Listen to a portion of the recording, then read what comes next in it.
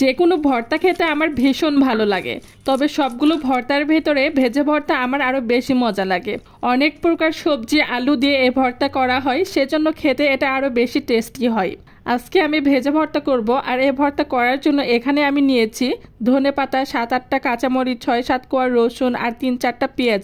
আর পাশে অন্য আর একটা বাটিতে নিয়েছি আলু মিডিয়াম সাইজের ফালি করে কেটে।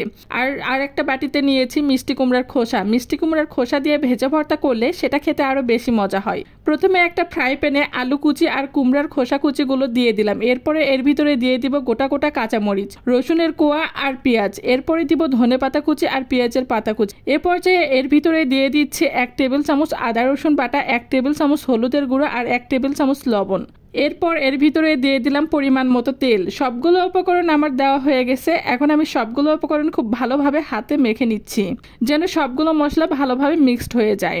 এই ভর্তা আরও টেস্টি করার জন্য এখানে আমি আরও দিয়েছি পেঁয়াজের পাতা। এখানে পেঁয়াজের পাতা ইউজ করেছি, সেই জন্য পেঁয়াজের পরিমাণ একটু কম দিয়েছি। ভালোভাবে মাখা আমার হয়ে এসেছে। এখন আমি এ পর্যায়ে এর ভিতরে দিয়ে দিব পরিমাণ মতো পানি। পানি দেওয়ার পরে ঢাকনা দিয়ে ঢেকে দিলাম আর চুলাটা অন করে দিলাম।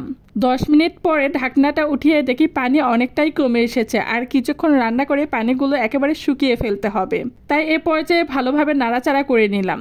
আর এর পর্যায়ে এর ভিতরে অ্যাড করে দিব পরিষ্কার করে ধুয়ে রাখা চিংড়ি মাছের শুটকিগুলো আমি গরম পানি দিয়ে ভালোভাবে পরিষ্কার করে ধুয়ে নিয়েছিলাম। আর ভেজে ভর্তার ভিতরে শুটকি মাছ দিয়ে ভেজে ভর্তা করলে সেই ভর্তা খেতে আরও বেশি টেস্টি হয়।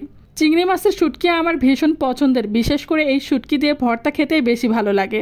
শুটকি দেওয়ার পরে ভালোভাবে নাড়াচাড়া করে সবগুলো উপকরণ আবারও মিক্সড করে নিচ্ছিলাম, কারণ শুটকিটা আমি রান্নার মাঝামাঝি দিয়েছি। 10 মিনিট পরে ঢাকনাটা উঠিয়ে দেখি পানি একেবারে শুকিয়ে এসেছে। এ পর্যায়ে এগুলোকে ভালোভাবে ভাজতে হবে। সবগুলো উপকরণ খুব ভালোভাবে ভাজি করে এগুলোকে পাটায় বেটে ভর্তা করা হয়, আর এর জন্য এটাকে ভেজে ভর্তা বলে। আর ভাজি করার সময় অনবরত নাড়াচাড়া করতে হয়, না হলে নিচে ধরে আসবে। একটা সময় ছিল যখন এই ভর্তা খেতে আমার একদম ভালো লাগতো না।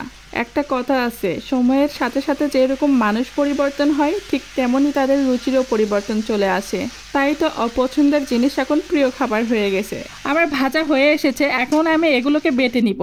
আর এগুলো বাটার জন্য পাটায় একটু একটু করে ভেজে ভর্তার উপকরণগুলো নিচ্ছি আর এগুলোকে বেটে নিচ্ছি।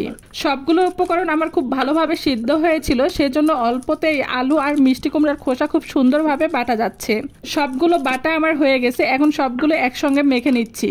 এই পর্যায়ে একটু টেস্ট করে নিচ্ছি, কারণ যদি লবণের পরিমাণ কম থাকে তাহলে এই সময় লবণের পরিমাণ অ্যাড করা যায়। ভর্তা একেবারে কমপ্লিট। এখন একটা পিরিচে ভর্তাগুলো উঠিয়ে নিব। ভেজে ভর্তায় কাঁচামরিচ, ধনেপাতা, পেঁয়াজের পাতা দেওয়ার কারণে ভর্তার কালারটা সবুজ হয়ে গেছে। দেখতে অনেক সুন্দর লাগছে, আর খেতেও আমি ভীষণ পছন্দ করি। অনায়াসে ভর্তা দিয়ে 1 প্লেট ভাত চেটে পুটে তৃপ্তি সহকারে খাওয়া যায়।